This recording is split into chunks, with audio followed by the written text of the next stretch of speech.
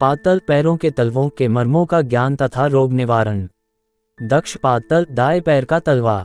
शरीर विज्ञान के मर्मज्ञों ने मानव के संपूर्ण शरीर का संबंध पैरों के तलवों से बताया गया है।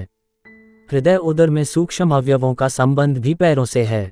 इन मर्म बिंदुओं की जानकारी पाठकों की ज्ञान वृद्धि एवं रोग निवारण हेतु यहाँ दी गई है। 1. प्रथम केंद्र बिंदु दक्षिण पैर के अंगूठे में स्थित है। इसके दबाने से बिगड़ा हुआ प्रतिशयक जुकाम ठीक होता है। 2. दूसरा मर्म केंद्र पैर के अगले भाग में स्थित है। इसका संबंध फेफड़ों से है। इस मर्म केंद्र को दबाने से फेफड़ों के विकार दूर होते हैं और निर्बल फेफड़े भली भांति कार्य प्रारंभ कर देते हैं। प्राचीन काल में आश्रमों में निवास करने वाले ऋषि मुनि महात्मा अथवा राजा भी काष्ठ की पादुका खड़ाऊ पहनते थे।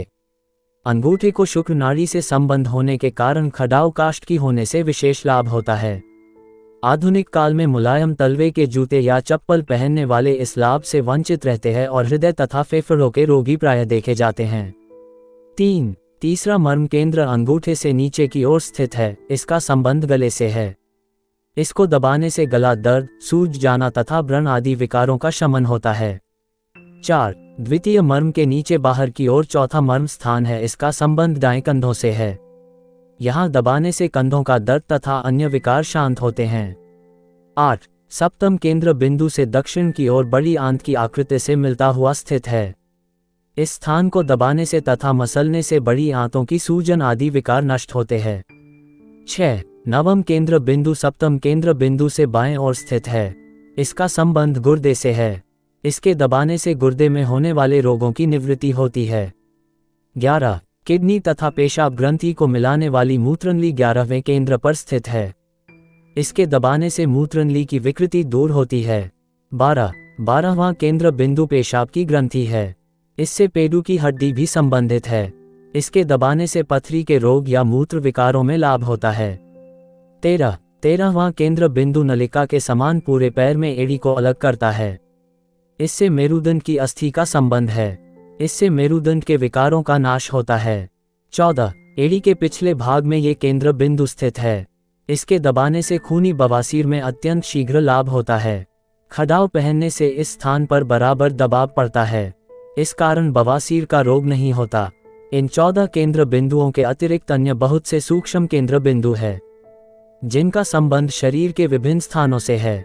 दोनों पैरों में अंगूठा तथा 2 पास खाली अंगुलियों के अगले भाग में मस्तिष्क से संबंधित केंद्र है, जो कि मस्तिष्क की निर्बलता को दूर करते हैं।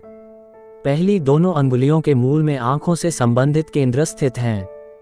शेष दोनों कनिष्ठिका एवं कनिष्ठिका के साथ वाली अंगुली के मूल में कानों से संबंधित केंद्र बिंदु है। सामान्य रूप से दोनों पादतलों के केंद्र बिंदु समान स्थिति रखते हैं। इनके अतिरिक्त वाम पादतल बाएं पैर के तलवे में जो विशेष केंद्र है, उन्हें नीचे वर्णित किया गया है।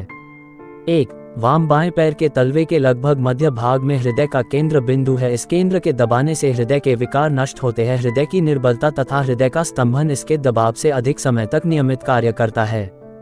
2. वाम बाएं पैर के मध्य से बाहर की ओर द्वितीय विशेष केंद्र प्लीहा तिल्ली का है।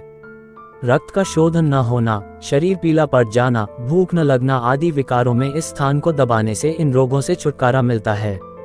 3. बाएं पैर के तृतीय केंद्र बिंदु से शरीर के बाएं फेफड़े के विकारों की निवृत्ति तथा मध्य मस्तिष्क संबंधित है।